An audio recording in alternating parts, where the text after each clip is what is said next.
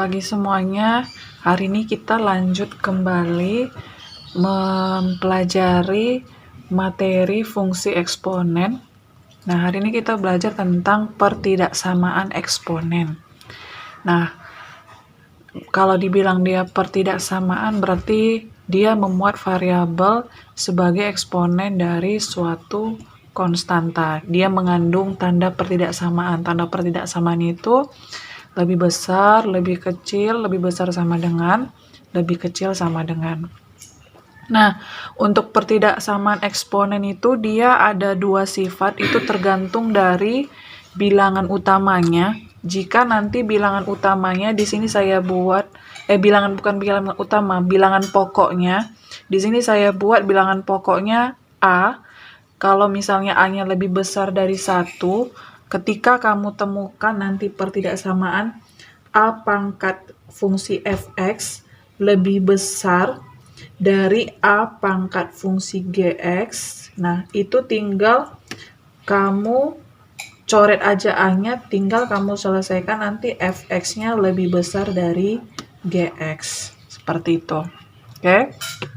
Begitu juga kalau nanti A dipangkatkan fx lebih kecil dari A dipangkatkan gx, itu pun karena bilangan pokoknya sudah sama, kita fokusnya tinggal ke pangkatnya saja. Oke, nah ini berlaku juga kalau misalnya pertidaksamaannya ada sama dengannya. Ini saya tambahi sama dengannya ya. Nah, kalau misalnya sudah kamu buat seperti ini, tinggal kamu selesaikanlah caranya seperti cara persamaan eksponen.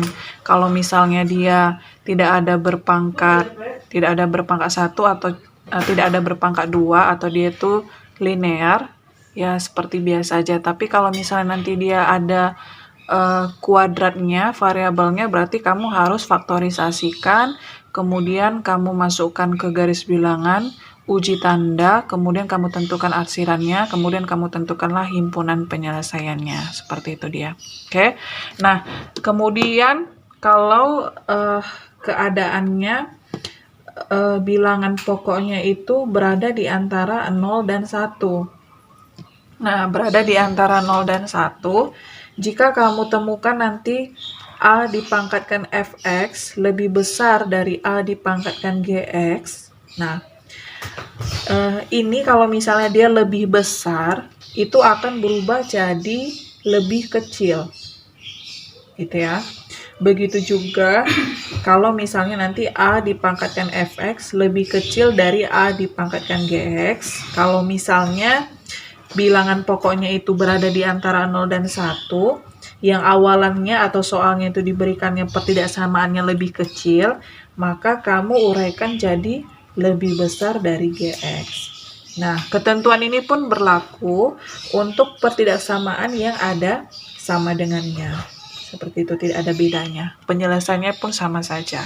Oke. Nah, untuk lebih memahami materi pertidaksamaan eksponen ini, kita lanjut ke contoh soal. Misalkan ada soal tentukan himpunan penyelesaian dari 3 pangkat 2x kurang 1 lebih besar dari 3 pangkat 5. Nah, di sini bilangan pokoknya itu adalah 3. 3 itu A sama dengan 3. 3 adalah lebih besar dari 0. Berarti 3 itu lebih besar dari 1, maaf. 3 lebih besar dari 1. Nah, karena dia itu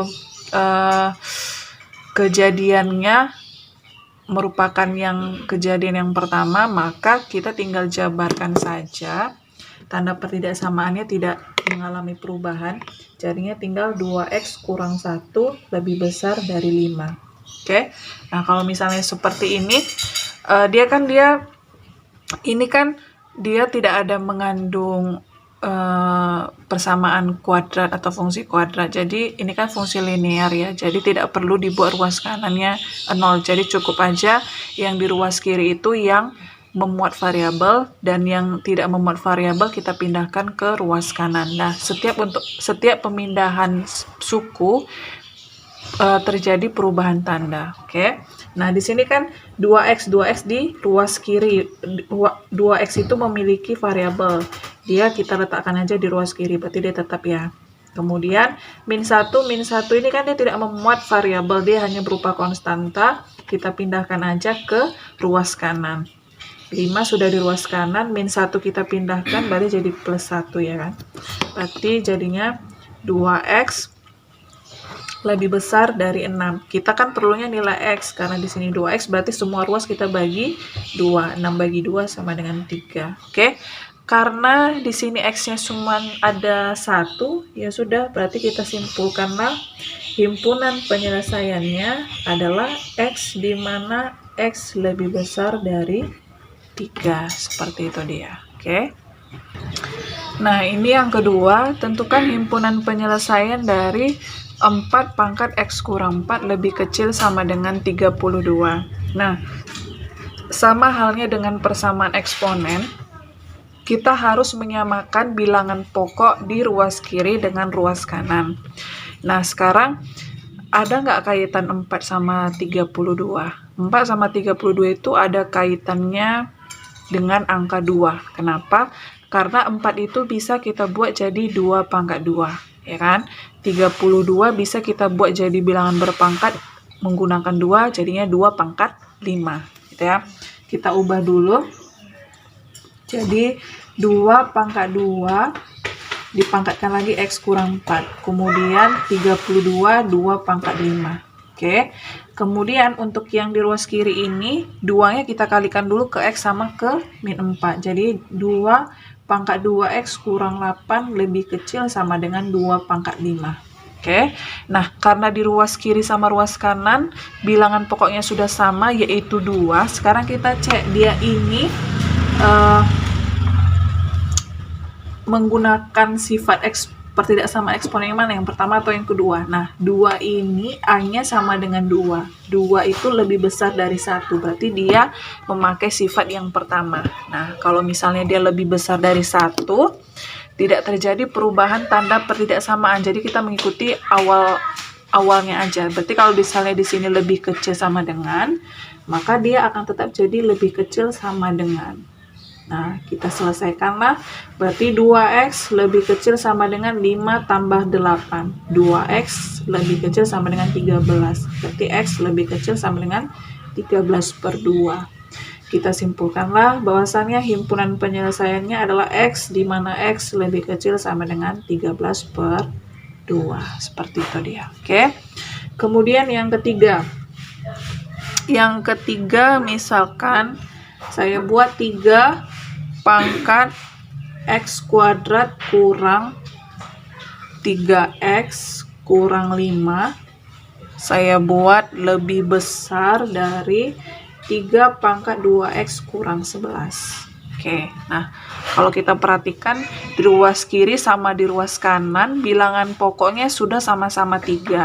3 itu kan dia lebih besar dari 1, ya kan? Kalau dia lebih besar dari 1, maka pertidaksamaannya kalau di sini lebih besar, ya tetap aja lebih besar gitu ya. Berarti jadinya x kuadrat kurang 3x kurang 5 lebih besar dari 2x kurang 11. Nah, kalau di sini kebetulan dia memuat fungsi kuadrat, berarti otomatis yang di ruas kanan kita pindahkan semua ke ruas kiri. Jadinya x kuadrat kurang 3x kurang 5 dikurang 2x ditambah 11 lebih besar dari 0. X kuadrat kurang 5x ditambahkan 6. Nah, seperti biasa kita lakukan faktorisasi. Jadi kita cari dua bilangan yang kalau dia dikali itu hasilnya adalah 6, dan kalau dijumlahkan hasilnya minus 5. Itu adalah x min 2 sama x minus 3. Oke, setelah kita faktorisasikan, kita cari pembuat nolnya masing-masing. Untuk x kurang 2, pembuat nolnya adalah 2. Kemudian untuk x kurang 3, pembuat nolnya adalah 3. Nah, karena ini pertidaksamaan, dan dia mempunyai 2 pembuat nol lebih dari 1, kita harus melakukan uji tanda di garis bilangan. Ya, nah di sini dia pertidaksamaannya tidak ada sama dengannya, berarti bulatannya kosong ya. Nah, kemudian kita masukkan ini 2, ini 3. Oke. Nah, sekarang kita lakukan uji tanda ya. Kita lakukan uji tanda. Kita mulai dari sebelah kanan 3. Dari sebelah kanan 3 ada angka berapa? Ada angka 4. Angka 4 itu saya substitusi ke sini. 4 kurang 2, 2 positif. 4 kurang 3, 1 positif. Positif kali positif adalah positif. Itu ya. Kemudian di antara 2 dan 3 itu ada angka 2,5. Kita substitusikan juga ke sini.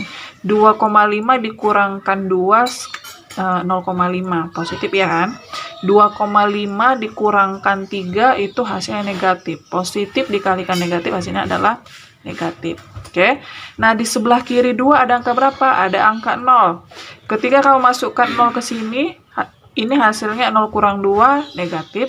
0 kurang 3 negatif. Negatif kali negatif hasilnya adalah positif. Nah, ketiga daerah ini sudah kita beri tanda. Sekarang kita perhatikan dia maunya apa. Dia maunya lebih besar dari 0. Kalau dia maunya lebih besar dari 0, otomatis dia maunya yang positif. Nah, kita arsirlah ini. Berarti bisalah kita simpulkan himpunan penyelesaiannya adalah X di mana X 2 ke kiri. Berarti X-nya lebih kecil dari 2. Atau X 3 ke kanan. Kalau 3 ke kanan berarti lebih besar dari 3. Seperti itu dia. Oke ya.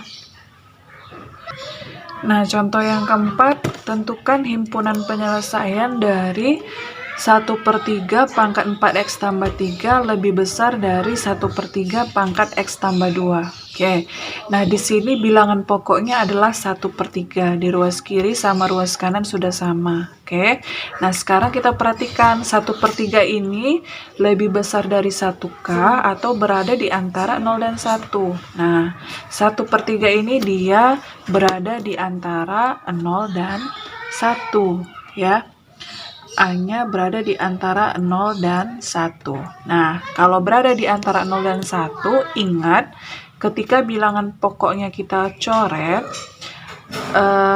pertidaksamaannya akan berubah tanda ya. Jadinya 4X tambah 3 yang awalannya tadi lebih besar, kita ubah jadi lebih kecil. Nah, kita selesaikanlah seperti biasa. Karena ini dia fungsi linear, maka yang kita pindahkan yang memiliki variabel ke ruas kiri dan di ruas kanannya tidak memuat variabel. Jadi 4X kurang X lebih kecil dari 2 kurang 3. Berarti 3X lebih kecil dari min 1, X lebih kecil dari min 1/3. Oke, berarti himpunan penyelesaiannya adalah X di mana X lebih kecil dari min 1/3. Seperti itu dia. Gampang ya. Nah, contoh yang kelima, 1/5 pangkat X kuadrat kurang X lebih besar sama dengan 1/25 pangkat X tambah 2. Nah, seperti biasa, kita perhatikan dulu bilangan pokoknya. Bilangan pokoknya harus sama. Nah, ternyata di ruas kiri sama ruas kanan itu bilangan pokoknya belum sama, tapi pasti ada kaitannya. Nah, kita perhatikan 1/5 dengan 1/25 itu kaitannya dengan 1/5 ya. Yang mana 1/25 ini bisa kita buat jadi 1/5 pangkat 2, ya kan? Jadi, kita buatlah 1/5 X kuadrat kurang X lebih kecil sama dengan 1/5 dipangkatkan 2, gitu ya. Kemudian dipangkatkan lagi X tambah 2, seperti itu. Oke, berarti jadinya 1/5 pangkat X kuadrat kurang X lebih kecil sama dengan 1/5 2X tambah 4. Oke, ruas kiri sama ruas kanan bilangan pokoknya sudah sama, dan ternyata bilangan pokoknya adalah 1/5. 1/5 itu berada di antara 0 dan 1. Maka terjadi perubahan tanda pertidaksamaan. Jadinya X kuadrat kurang X yang awalannya dia lebih besar sama dengan berubah jadi lebih kecil sama dengan 2x tambah 4. Nah, kalau ada unsur-unsur kuadratnya, berarti di ruas kanan harus kita buat 0. Berarti kita pindahkan semua ke ruas kiri.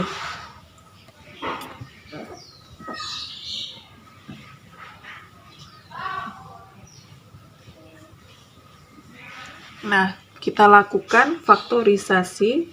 Jadinya x kurang 4 sama x tambah 1. Kemudian kita cari pembuat nolnya masing-masing. Selanjutnya kita masukkan ke garis bilangan. Di sini dia -1, di sini 4. Nah, karena di sini petidaksamaannya ada sama dengannya, maka bulatannya itu penuh. Oke. Nah, sudah bulatannya kita tentukan, selanjutnya kita lakukan uji tanda. Lakukan pengujian tanda sama seperti soal yang nomor 3. Nah, di sini saya langsung saja. Nanti itu hasilnya adalah positif, negatif, sama positif. Nah, setelah kita beri tanda, kita perhatikan dia maunya apa. Kamu perhatikan bukan yang awalan soal, tapi yang setelah kita ubah. Dia lebih kecil sama dengan, berarti dia maunya yang negatif. Oke. Kita buat arsirannya. Oke, berarti dapat kita simpulkan bahwasannya x-nya adalah berada di antara -1 dengan 4. Seperti itu dia. Oke.